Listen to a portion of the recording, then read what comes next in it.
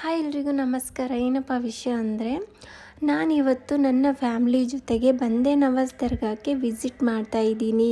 ಅದು ಕಲಬುರಗಿಯಲ್ಲಿರುವಂತಹ ಬಂದೇ ನವಾಜ್ ಅನ್ನೋ ದರ್ಗಾಕ್ಕೆ ನಾವಿವತ್ತು ನನ್ನ ಫ್ಯಾಮ್ಲಿ ಜೊತೆ ವಿಸಿಟ್ ಕೊಡೋಕ್ಕೆ ಏನು ಕಾರಣಪ್ಪ ಅಂದರೆ, ಇಲ್ಲಿ ಒಂದು ಹಿಂದೆ ನಡೆದಿರುವಂಥ ಒಂದು ನಿಜವಾದ ಘಟನೆ ಈ ಒಂದು ದರ್ಗಾದಲ್ಲಿದೆ.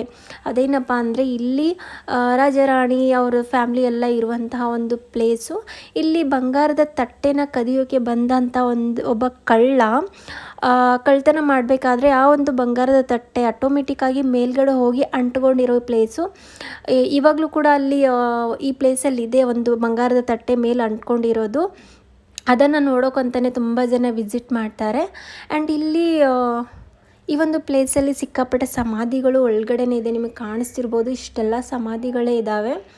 ಆ್ಯಂಡ್ ಇವರಲ್ಲಿ ಹಿಂದೆ ಯುದ್ಧದಲ್ಲಿ ಅಥವಾ ಯಾವುದ್ರಲ್ಲಂತೂ ನನಗೆ ಅಷ್ಟೊಂದು ಕನ್ಫರ್ಮ್ ಆಗಿ ಗೊತ್ತಿಲ್ಲ. ಬಟ್ ಇಲ್ಲಿ ಯಾರೇ ಮರಣ ಹೊಂದಿದ್ರು ಕೂಡ ಇಲ್ಲಿ ಈ ಒಂದು ದರ್ಗಾ ಒಳಗಡೆನೇ ಅವರಿಗೆ ಸಮಾಧಿಯನ್ನು ಕಟ್ಟಿಸಿದ್ದಾರೆ.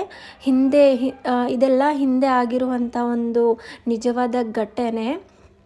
ಆ್ಯಂಡ್ ಇಲ್ಲಿ ಏನಪ್ಪ ಸ್ಪೆಷಲ್ಲು ಅಂತ ಹೇಳಿದರೆ, ನಮಗೆಲ್ಲ ಸ್ವಲ್ಪ ಹುಷಾರಿಲ್ಲ ಅಂತ ಅಂದರೆ ಅದು ಹಳ್ಳೀಲಿ ಗಾಳಿಯಾಗಿದೆ, ಸುಸ್ತಾಗ್ತಿದೆ ಅಂತ ಏನು ನಂಬ್ತಾರಲ್ವ, ಆ ಥರ ಒಂದು ನಮ್ದಾಗ ಈ ಒಂದು ಪ್ಲೇಸ್ಗೆ ವಿಸಿಟ್ ಕೊಡ್ತಾರೆ. ಚಿಕ್ಕ ಮಕ್ಕಳಿಗೂ ಕೂಡ ಚಿಕ್ಕ ಮಕ್ಕಳು ಆಮೇಲೆ ಯಾರಿಗೆ ದೊಡ್ಡವರು ಯಾರಿಗೇ ಇರಲಿ, ಮೈಯಲ್ಲಿ ಒಂಥರ ಏನೋ ದುಷ್ಟ ಆತ್ಮ ಸೆಳೆಯೋ ಥರ ಆಗಲಿ, ಸುಸ್ತಾಗ್ತಿರೋ ಏನಾದರೂ ಆದರೆ ಇಲ್ಲಿ ಬಂದುಬಿಟ್ಟು ತಾಯ್ತ ಕಟ್ಟಿಸ್ತಾರೆ. ನಮ್ಮ ತಂಗಿಗೂ ಕೂಡ ನಾನು ತಾಯ್ತನ ಕಟ್ಟಿಸ್ದೆ. ಅವಳು ಸ್ವಲ್ಪ ದಿನದಿಂದ ಸುಸ್ತಾಗ್ತಿದೆ ಅಂತ ಹೇಳ್ತಾ ಇದ್ಲು.